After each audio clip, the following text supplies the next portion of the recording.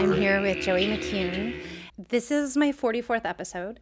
The number fours in general, 44, 444, keep popping up ever since I went to Egypt with you. And so when I realized I was coming up on my 44th episode, I just thought, I have to have Joey on. I think that really felt synchronistic. So I'm really excited to have you here. Thank you. And I thought today we could talk about sound healing because that's what I feel like is your soul mission on this planet right now. And so hopefully you can start anywhere you want with sound healing. How it's such an amazing tool for our bodies, for our soul. Huge open-ended discussion for sure. So thank you, first of all. I'm really honored to be here, and I love to collaborate with you. And we've journeyed all over the world together at this point. We have. Just getting back from Egypt not too long ago, and we've been in my place in Tulum, Mexico quite a bit, and we're dear friends from Seattle. So just always a fun collaboration for sure. So thank you. And so aligned with the 44. I love that. I'm tearful because of it. I mean, that's beautiful. So thank you. Yeah. I also wanted to mention the space we're in because I feel like we're here at Orbit Studios in Pioneer Square in Seattle, and the timing that you're in town, and I mean, you spend most of your time in Mexico, so it just all seemed to align. And amazing. Even the name Orbit. Yes, is like I know, super cosmic. Yeah. So we're just perfect. Supposed to be here right now today. Yes, absolutely. Well, we're soul sisters, so yeah, definitely. All right, so sound healing. So much to say about sound healing, and there's, you can look it up online and just get little tidbits, but I'm just going to talk from my heart right now. I think that the first thing we should look at is like the dynamics of sound healing and how it actually works with the structure of your body, right? And so let's take it back to Dr. Emoto out of Japan, who is a longtime renowned scientist who studied water and the molecular structure of it and how it was affected by sound and frequency and vibration. And so just a quick, recap of that. He took photos of water droplets that he collected from garbage dumps, from sacred places, and then talked to the water. So he would say things like, "I love you, you're beautiful," to the water droplets. And those water droplets under a microscope would form into a snowflake, beautiful kind of mandala figuration. And if he said things like, "I hate you and you're ugly," and cruel things to the water droplets, or he took them from a place like a garbage dump versus a sacred site, they would stay in a blob formation. And so it showed that the cellular structure, the makeup of the water, was actually affected by, on a huge level, by intent and vibration and frequency and sound. So that is the basis, really, of sound healing. We know that water is affected by that, and it's scientifically proven. We know our bodies are made up of 70 to 80% water. So when we have you in a theta state, which is your healing state, sort of like when you get a massage and you're in that like half asleep state, that's like the perfect state. Yes, the Zen state for healing to take place. Obviously not everyone gets to that Zen state, but that's always our goal, right? When you're in a sound bath. But to be bathed in these certain frequencies and vibrations, plus you have intent behind it, which really creates the healing space. You're setting that space up. And I always say, I should back that up, because I say I'm called a sound healer, but I like to consider myself a sound weaver, or just I work with sound, because I don't really heal anyone. What I do is I set the space for people to heal themselves. And so when we're looking at how your water is being changed through your DNA that way, using all the sound and vibration of all the different tools that we use, then we know that we're actually making changes in your body, right? So that's like the basis of a sound bath. I think that what we're really doing is creating a very restorative, balanced state of your body. So we're working with your different chakras. Different bowls have different notes in them that are tuned to different chakras. Sometimes we're using planetary gongs tuned to different planetary vibrations. Whatever instrument you're using, we're working on different points of your body, and we're really balancing, restoring, and just resetting your body and your etheric fields. So I believe that we all have the ability to heal ourselves, and so I think it, like you said, it restores it back to our baseline of where then we can take our intention and say, put healing in. For me, I had like some neck and shoulder pain, and I would just ask for most of the energy to go towards that space, and I would feel like heat even on my neck, and it has completely healed. Like it was something that plagued me for years, and now like I know what it's like to live without pain every day, and it's life-changing. Is that from sound baths that you've gone to, or from you playing the bowls? I think it's both. I think it's both. Yeah. I also think it's other tools I've used, like meditation and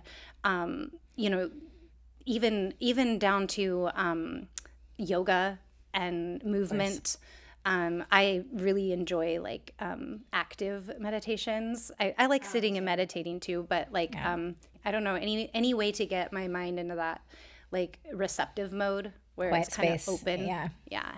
No, I think that for me, playing the bowls has been such a gift because not only is it a remembrance for me and just a personally, spiritually awakening tool that's happened for me, but an act, but being in service to others and working with the vibrations on a daily level.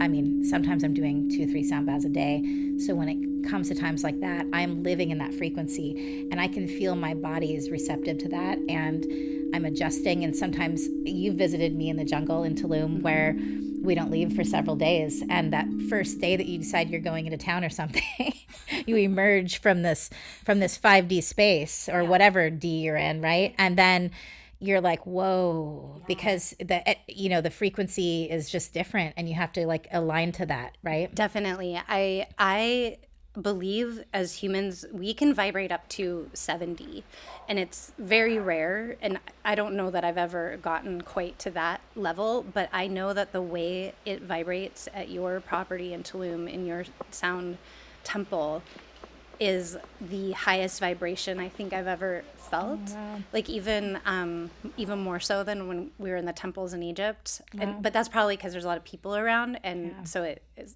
you're dealing with other vibrations, other people's vibrations too.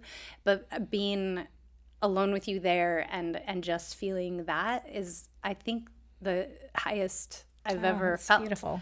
Thank you for that. It's amazing. We really, with all of our hearts, tried to create a place where we could open a portal, and I think that we just ended up on some ley lines also, and in our construction phase, planting crystals and ceremonially building this and asking for permission from the earth and just divine guidance. We have really been fortunate, so I'm just going to say that. But it is a very powerful portal. It's funny because sometimes guests will show up for a sound journey, and it could be a group, it could be a couple, it could be a one-on-one, whatever it is.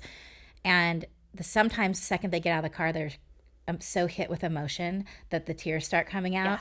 Sometimes when we're in our tea house, which is where we meet and greet, all of a sudden the tears start on all the time. It, like more often than not, it happens when they enter the cave or water temple, or in the sound temple. So and they're like, I don't know why I'm crying. I just don't know why I'm crying. And, I don't know that answer, but intuitively I do. And so you can take it or leave it. But I think what it is that we're all out here living in the rat race of life, right? And so we're living with whatever vibration or frequency that we're in. And most people are not doing sound baths all day long or doing healings all day long or working in that energy work kind of life. They're coming for that, right? And so they're in the rat race of their daily jobs and work and stress and anxiety and all the things that happen in life. And all of a sudden they're coming into the jungle for 5 miles, and then they come through the gates and they show up and it's this peaceful portal that they're starting to enter. And all of a sudden it hits them and they're not there at that vibration. So it's raising their vibration just by coming into that. And when that's happening, they don't know what to do other than just have an emotional discharge at that moment, right? So I think it's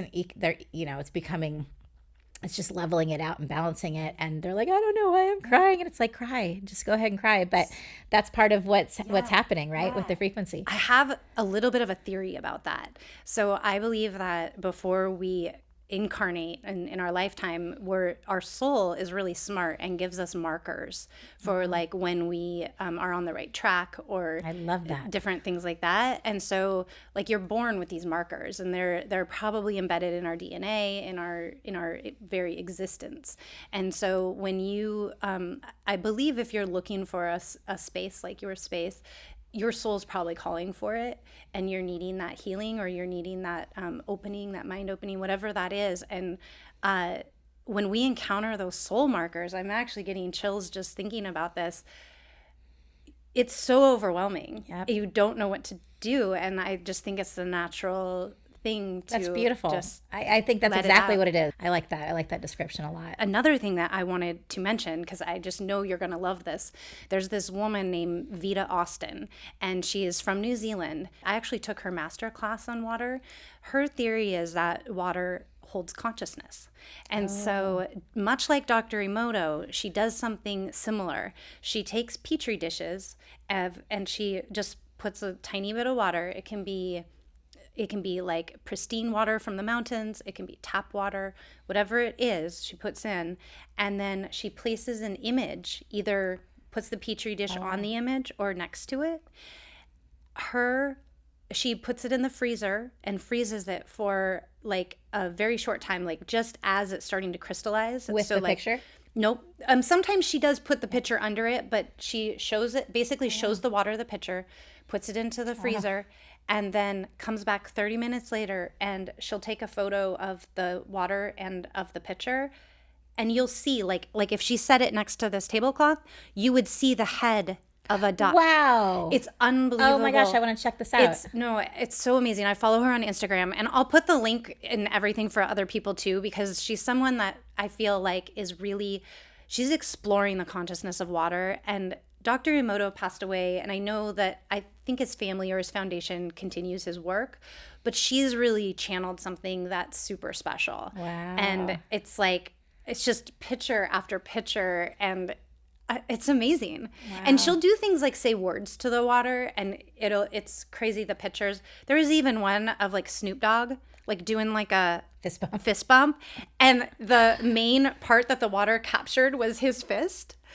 It's unbelievable. Wow, so it's showing the consciousness of it. Yeah, is what it's showing. Wow, it's even more than the. That's amazing. Yeah, no, that's so another. So think of that; it's in your body. Yes. So all this water in our bodies. So when we're working in a vibrational frequency way, like for a sound bath, for example, what it's actually doing to your structural makeup. Yeah. Wow, that's amazing. What's really amazing is when you think about our planet, it's also mostly water, and we are part of the planet. And so one of the projects I've been working on with some shaman all over the world, my friend Anna Katarina is in northern Norway right now, and she's singing to the waters and moving this energy from Norway.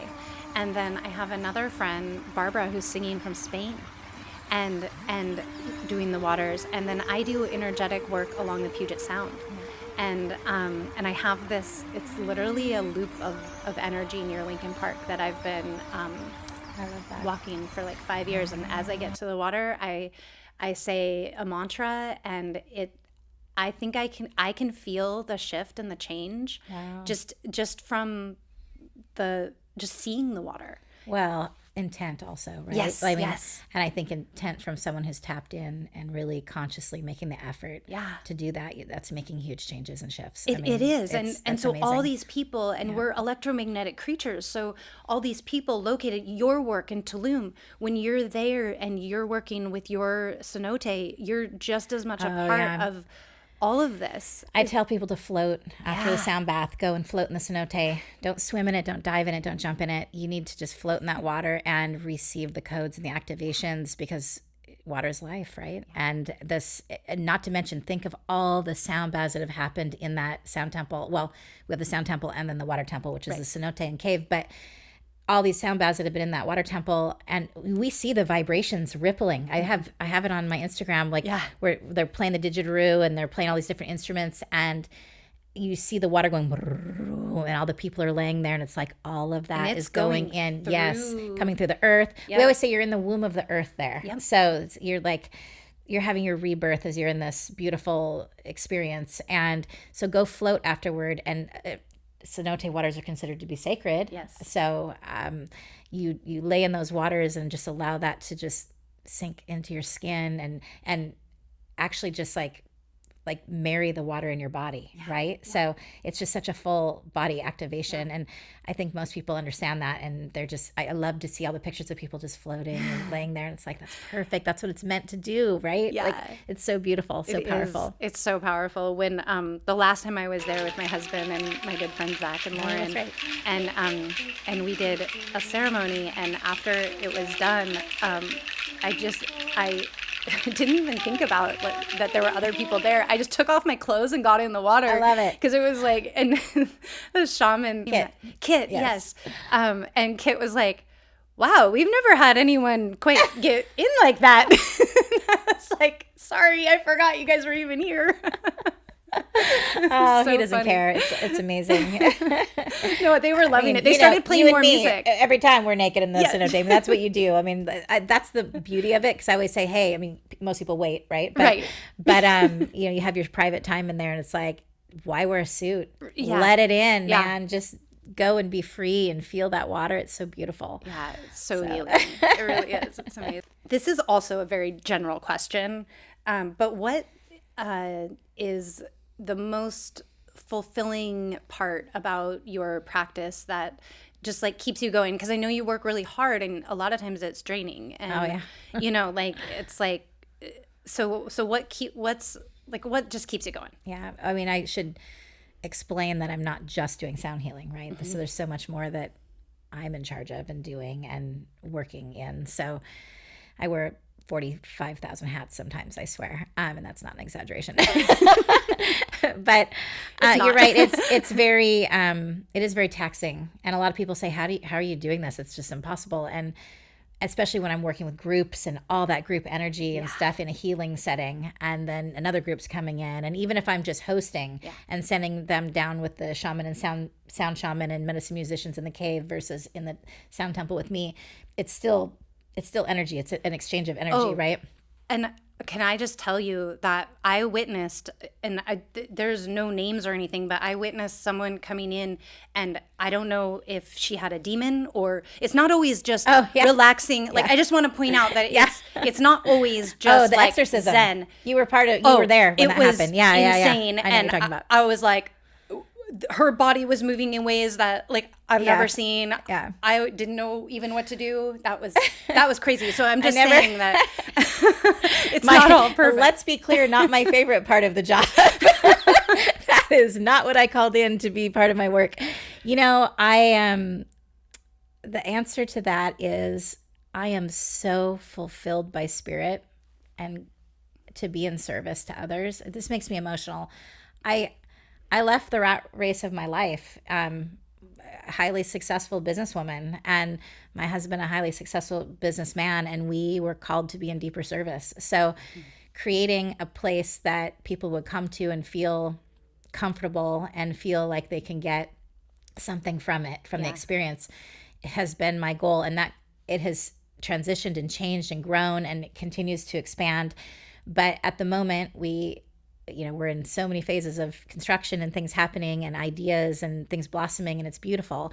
And I so trust the universe in whatever way I'm being guided. But I am 1,000,000% fulfilled from being in service. So I am filled up by the comments I get, not because I need a pat on my back, not because I want to hear that it was amazing, but what I want to hear is what I want to feel from someone afterward when they say, and this is like, I can't even tell you, I'm sorry, I get super emotional because it's so beautiful.